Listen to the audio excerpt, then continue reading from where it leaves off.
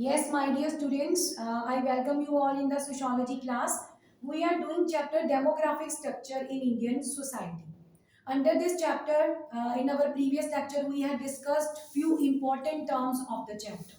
I hope all these are clear to you. Now we are going to discuss our next term, that is famine. Okay, you must have heard regarding this. What is famine? Famine means drought, है ना? जिसको हम कहते हैं कि अकाल पड़ जाना, कुछ बारिश ना होना, उसकी वजह से प्रोडक्शन ना होना. That thing is called famine.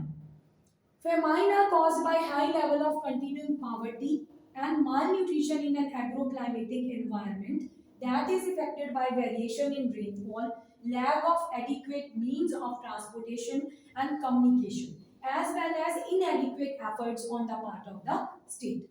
अब फेमाइन कब होते हैं बेटा? कुछ फैक्टर्स हैं जो इस चीज के लिए रिस्पॉन्सिबल है, जैसे रेनफॉल ना होना प्रॉपर, ठीक है, मॉनसून सिस्टम जो हमारी कंट्री में चलता है, आपको पता है कि इट इज अनसर्टन, ठीक है, कई बार रेनफॉल होती है, कई बार नहीं होती. रेनफॉल अच्छी हो जाए तो हमारी प्रोडक्शन अच्छी हो जाती है. अभी भी इंडिया एक एग्रारियन कंट्री है, आपको पता ही है ना. और इसकी जो इरिगेशन फैसिलिटीज है, चाहे टेक्नोलॉजी इंप्रूव हो गई है, पर फिर भी मोस्ट ऑफ द स्टेट्स में जो इरिगेशन है वो अभी भी रेनफॉल पे डिपेंडेंट है, ठीक है. सो रेनफॉल कम होने से प्रोडक्शन कम हो जाती है, और उससे क्या होता है, कई बार हमारी कंट्री में जो मीन्स ऑफ ट्रांसपोर्टेशन है वो भी एडिक्वेट नहीं है, ठीक है. फूड प्रोडक्ट्स जो है वो एक जगह से दूसरी जगह प्रॉपरली नहीं पहुंच पा रहे हैं, कम्युनिकेशन सिस्टम भी इतना ज्यादा अच्छा नहीं है, ठीक है.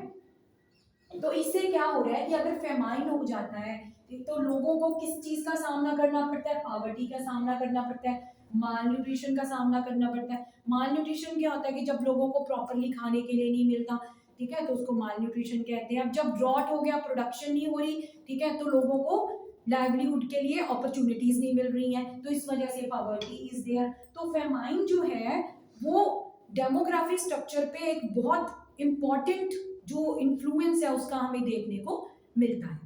फेमाइन की वजह से बहुत सारे लोगों की डेथ हो जाती है, जैसे माल न्यूट्रिशन वगैरह की हम बात करें उसकी वजह से भी, ठीक है. तो फेमाइन जो है वो डेमोग्राफिक सिचुएशन पे बहुत ही ज्यादा इफेक्ट जो है वो डालता है. ओके, नेक्स्ट टॉपिक है हमारा several factors may be held responsible for the decline in the child sex ratio including. अब चाइल्ड सेक्स रेशो की हमने बात करी है ना कि कितने मेल्स हैं कितने फीमेल्स हैं पर थाउजेंड हम ये कैलकुलेट करते हैं, it is called sex ratio. तो सेक्स रेशो पे भी बहुत सारी चीजें जो है वो इम्पैक्ट डालती हैं, जैसे severe neglect of girl babies in infancy leading to higher death rates. कि अगर किसी के जैसे बेबी गर्ल है, ठीक है, तो वो उसको निग्लेक्ट करते हैं फैमिली मेंबर्स, तो उसकी प्रॉपर जो है वो टेक केयर नहीं होता पाती, उसकी वजह से उनकी डेथ रेट भी बहुत ज्यादा है. Sex specific abortion that prevent girl babies from being born. तो मदर की वूम में बेटा अगर बेबी गर्ल है तो उसको पैदा होने से पहले ही अबॉर्ट कर दिया जाता है, ठीक है, एक ये रीजन है. And female infanticide, killing of girl baby due to religious beliefs.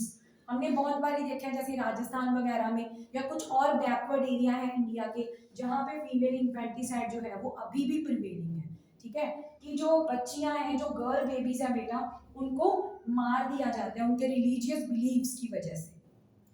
Next है हमारा this topic is very very important बेटा. कौन से फैक्टर्स हैं जो चाइल्ड सेक्स रेशियो के लिए डिक्लाइन हो रही है जो उसके लिए रिस्पॉन्सिबल है? This topic is very very important. Okay, and famine also.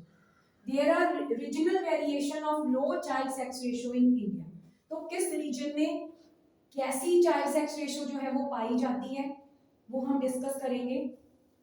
The regional pattern of low child sex ratio in India is that the lowest child sex ratio are found in the most prosperous regions of India. सबसे बेटे बड़ी traumatic बात तो ये है कि जो लो child sex ratio है वो उन एरियाज में पाई जाती है जिन एरियाज को हम बहुत प्रॉस्पर मानते हैं, ठीक है, जैसे पंजाब, हरियाणा, चंडीगढ़, दिल्ली, गुजरात, महाराष्ट्र, ये रिचेस्ट स्टेट है इंडिया के और पर कैपिटा इनकम यहाँ पे बहुत अच्छी है, पर ये वो स्टेट है जहाँ पे चाइल्ड सेक्स रेशियो बहुत ज्यादा लोएस्ट है. ये एक बहुत ही हमारे लिए शॉकिंग जो है स्टेटमेंट है, ठीक है. So the problem of selective abortion is not due to poverty और इग्नोरेंस और लैक ऑफ रिसोर्सेज. अगर हम अबॉर्शंस की बात करते हैं, मतलब बच्चों अबॉर्ट करने की बात करते हैं, तो ये हम कह सकते हैं कि लैक ऑफ रिसोर्सेज की वजह से, इग्नोरेंस की वजह से या पॉवर्टी की वजह से ये सब होता है। Economically prosperous families decide to have fewer children, और जो अच्छी खासी प्रॉस्पर फैमिलीज हैं, कई बार उनके द्वारा भी ये कदम जो है वो उठाया जाता है।